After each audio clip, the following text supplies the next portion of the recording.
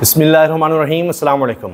Supreme court में इस वक्त शदीद कशीदगी का और तसादम का माहौल है। काजी फाइज ईसा किसी की नहीं सुन रहे और अपने ही बनाए हुए रूल्स की खिलाफ वर्जी कर रहे हैं। पहले कहते थे हम जमहूरियत लेकर आए हैं, लेकिन अब तो लग रहा है कि सुप्रीम कोर्ट के अंदर भी मार्शल लॉ लग चुका है, क्योंकि काजी फाइज ईसा साहब ने रूल्स की खिलाफ वर्जी करते हुए मुनीब अख्तर के बगैर ही, जस्टिस मुनीब अख्तर जिनको शामिल किए बगैर नजर सानी की दरख्वास्त आगे चल ही नहीं सकती, बेंच में उनका शामिल होना ज़रूरी है, उनको शामिल किए बगैर ही 5 रुकनी बेंच बना दिया है नए सिरे से।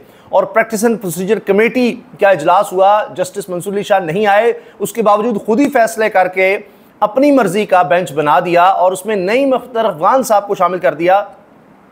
अब लोग ये कह रहे हैं, साफ़ी भी वहाँ पर मौजूद, रिपोर्टर्स जो देखा करते थे काजी साहब क्या कहा करते थे कि हम ख्याल बेंच पहले होता था, अब तो दस्तखती बेंच है। राजा बिशारत भी बात कर रहे हैं कि जी दस्तखती बेंच है। अपने लोग पहले कहते जी पंजाबी जजेस, अब अपने तमाम बलूचिस्तान के जजेस भी साथ शामिल कर लिए हैं और जूनियर जजेस भी शामिल हुए हैं। कोई सीनियर को नहीं देख रहे, किसी और को नहीं देख रहे। और पहले काजी साहब खुद कहते थे कि जी देखें बेंच बनता है तो पता लग जाता क्या फैसला आएगा। अब तो ये पता लग गया बेंच कौन सा बनेगा, बेंच क्या बनेगा, दस्तखती बेंच होगा। फैसला तो अब बहुत छोटी बात रह गई है, सबको पता है क्या फैसला आना है। हाफिज नईमुर रहमान जमात इस्लामी के अमीर ने कहा कि अगर काजी फाइज साहब इनकार कर दें एक्सटेंशन से, तौसील लेने से, तो ये बहरान हल हो जाएगा। कमाल करते हैं वो भी, सारा बहरान ही इस चक्कर में है। क्यों काजी साहब इनकार करेंगे? सबको पता है कि किस लिए बेंच बन रहे हैं, किस लिए ये सब कुछ हो रहा है, कितनी जल्दी है। 15 अक्टूबर की डेडलाइन है, वरना हुकूमत की छुट्टी हो सकती है। उससे पहले पहले फैसला देना है कि जो भी बद किरदार, बेज़मीर, घटिया तरीन लोग, बद अखलाक लोग इस मुल्क में हैं, जो ज़मीरों के सौदे करते हैं, मंडियाँ लगाते हैं, जिन्होंने इस मुल्क की अखलाकियात तबाह की है, उनको इजाज़त मिलनी चाहिए। उनको फौरी तौर पर इजाज़त मिले ताकि वो फ्लोर क्रॉसिंग कर सकें, वो ज़मीर बेच सकें, मंडियाँ लग सकें, जिसको चाहे इधर से उधर वोट कर सकें। और अभी हल्फ की खिलाफ वर्जियाँ भी शुरू हो गई हैं, कुरान पाक पर हल्फ देकर अब लोग मुकरने भी लग गए हैं। तो ये सब कुछ हो सके उसके लिए जनाब अब ये रिव्यू ज़रूरी था और उसमें ऐसे जजेस ज़रूरी थे कि जो सारे यानी दस्तखती होंगे, बस आ गया है और जो करना है वो करना है।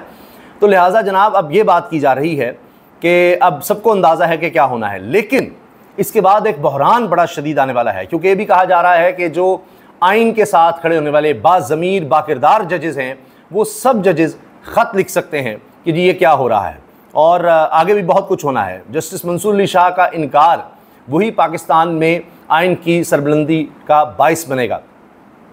अब काजी साहब ने अदालत शुरू की तो उसमें बार बार बात करने की कोशिश की बैरिस्टर अली ज़फ़र ने कि जी मेरी बात सुनने में एतराज़ है। कहते हैं आपको जमहूरियत का नहीं पता, बैठ जाएं बैठ जाएं बैठ जाएं। आपको कह रहे हैं ना, आपको समझ नहीं आ रही।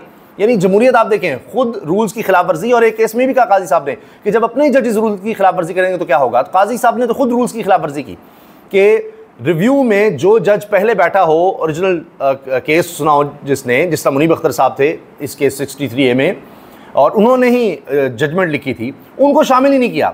जबकि उन्होंने इनकार भी नहीं किया, ख़त लिख कर बताया कि मैं इनकार नहीं कर रहा बेंच में शामिल होने से, लेकिन खुद ही उनको निकाल दिया। ये हो ही नहीं सकता। अब इस पर वकला का यह कहना है, एक्सपर्ट्स का, कि जो भी फैसला होगा वो सस्टेनेबल है ही नहीं, ये चल ही नहीं सकेगा।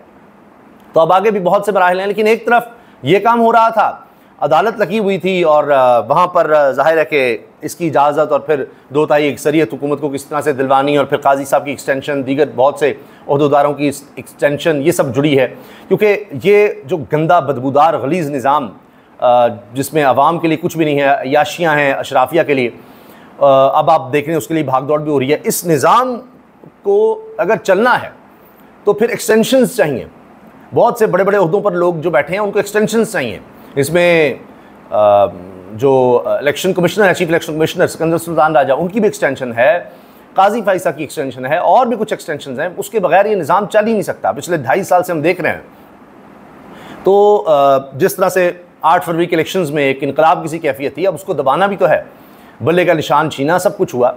अब यही है कि अब लोगों से आप देखिए एहतजाज का हक़ भी छीनना है, उसके लिए भी आईनी तरमीम लानी है। लोगों से उनके ख्याल का, सोच का, आपने देखा ना कि सोशल मीडिया बंद करो, डिजिटल मीडिया बंद करो। अब मियाँ वाली शहर बंद कर दिया गया है, उसकी सारी मेन शाहराएँ बंद की जा रही हैं, दफ़ा 144 वहाँ भी लगा दी गई है। और आप ये देखें कि 7 दिन के लिए दफ़ा 144 लगाई गई है। हर तरह के एहतजाज पर, जलसे, जुलूस, मीटिंग, कुछ भी नहीं हो सकता, कुछ भी, हर चीज़ पर पाबंदी है। और रेंजर्स की 2 कंपनियां तैनात कर दी गई हैं अब ये काम हुकूमत ने शुरू कर दिया है। क्योंकि 2 अक्टूबर को तहरीक-ए-इंसाफ ने एहतजाज की कॉल दी हुई है। इसके अलावा भावलपुर में और फैसलाबाद में एहतजाज की कॉल दी, वहाँ भी ये होगा। तो इस हुकूमत को और कोई काम नहीं आता।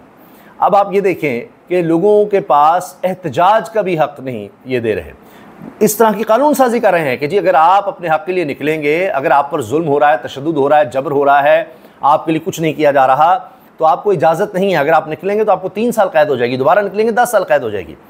तो दुनिया में ऐसे नहीं होता। हर जमहूरियत में लोगों के पास हक़ होता है बाहर निकलने का, लेकिन यहाँ जमहूरियत है नहीं, मार्शल लॉ तो लगा हुआ है। अब मियाँ वाले में आप देख लीजिए 7 दिन के लिए दफ़ा 144 लगा दी है और नोटिफिकेशन में क्या कहा है कि जी दहशतगर्दी का खतरा है, आप अंदाज़ा लगाइए। तो यही है। अब फिर आप देखेंगे छापे होंगे, गिरफ्तारियाँ, चार दीवारी का तकद्दुस पामाल होगा। अब आप देखें कि एक कोलैप्स की सी कैफियत है। अल्लाह हमारे मुल्क पर रहम करे, लेकिन नज़र ये आ रहा है कि अब ये बिल्कुल एक कोलैप्स की सी कैफियत है, क्योंकि अब इदारे तबाह हो रहे हैं। कोई भी मुल्क, रियासत ये इदारों पर खड़ी होती है। और आप देखें कि पहले ही हमने देख लिया है, मुख्तलिफ इदारे तो बिल्कुल तबाह हो गए। आपने पार्लियामेंट का हाल देख ही लिया है कि वहाँ पर क्या है। वहाँ तो सिर्फ कानून साजी हो रही है कि अपने केसेस किस तरह ख़त्म करने हैं और किस तरह के हमने पैसे बनाने हैं, दौलत बनानी है, फिर गाड़ियाँ किस तरह लेनी हैं वो दी जा रही हैं, 70 अरब रुपया किस तरह तकसीम होना है वो किया जा रहा है, ये सब हो रहा है। और या अगर कानून साजी हो रही है तो लोगों के हुकूक ख़त्म करने के लिए हो रही है। अभी आइन में भी आप देख लिए, ये जो नया आइन लिखा जा रहा है ये भी सिर्फ लोगों के हुकूक गस्ब करने के लिए है। इतना झूठ और फ्रॉड है कि जी आइनी अदालत की ज़रूरत है, ये आज याद आया है। और आइनी अदालत की ज़रूरत है जी, केसेस बहुत ज़्यादा हैं, तो सुप्रीम कोर्ट में जजेस बढ़ाकर आप कर सकते हैं कि वही आपने आइनी अदालत बनानी है, 5 जज वहाँ लगाने हैं, जितने भी जज वहाँ लगाने हैं, तो आप वही तादाद बढ़ा दें। हाई कोर्ट में जजेस की तादाद बढ़ा दें, जो असामियाँ खाली हैं वो पूरी कर दें कि जी वहाँ भी बड़े केसेस हैं, वो जी आइनी केसेस हैं। सब झूठ है। सबसे ज़्यादा केसेस तो निचली अदालतों में है, उस तरफ कोई ध्यान नहीं।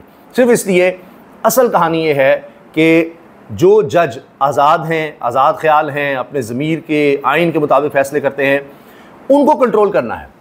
ये मसला है, क्योंकि डाका इतना बड़ा डाला है 8 फरवरी को कि इसके अलावा हल ही कोई नहीं है। तो उसके लिए ये सब कुछ हो रहा है, ये सब ड्रामेबाजी हो रही है। तो ये सारा खेल इसी वजह से रचाया जा रहा है। फिर मोहसिन नकवी साहब भी पहुँचे हैं मौलाना फजल रहमान साहब से मिलने, और उनसे भी मुलाकात उन्होंने की है। तो वहाँ भी लगता है कि कोशिशें हो रही हैं कि चीज़ों को किस तरह से आगे चलाया जाए, मौलाना को किस तरह से मिलाया जाए, अगरचे अब भी मुश्किल नज़र आता है कि फजल रहमान साहब साथ मिलेंगे। तो अब देखना यह है कि किस तरह से ये सारा झुर्लू फिरा जा रहा है, इसके बाद क्या हालात बनते हैं, क्योंकि एक केओस होगा। क्योंकि कोलैप्स आप देखेंगे कि मुकम्मल तौर पर इदारे का कोलैप्स होगा, सुप्रीम कोर्ट का। और ख्वाहिश ये है बहुत से लोगों की कि जी वो जो आइनी अदालत बनाई जाए, सुप्रीम कोर्ट तो उसके बाद रह नहीं जाएगी, तो वहाँ पर चले जाएँ। और ज़ाहिर है कि आपने पहले ही देखा कि लोगों को, रिटायर्ड लोगों को वापस लाकर पेंशन भी दी जा रही, तनख्वाहें भी दी जा रही हैं। तो इस लालच के तहत, और ये हमने देखा है कि माजी में भी हुआ है कि रिटायरमेंट के बाद भी लोगों को नौकरियां देना और उनको हायर करना, ये उनके लिए एक बहुत बड़ी रिश्वत होती है, और वो देकर उनसे इस तरह के काम करवाना। लेकिन जिस लेवल पर, जिस पैमाने पर आज हो रहा है, पाकिस्तान की तारीख में नहीं हुआ। जिस तरह से रूल्स की, आइन की आज खिलाफ वर्जी की जा रही है, पाकिस्तान की हिस्ट्री में इसकी मिसाल नहीं मिलती। आने वाली दिहाइयों में भी याद रखा जाएगा।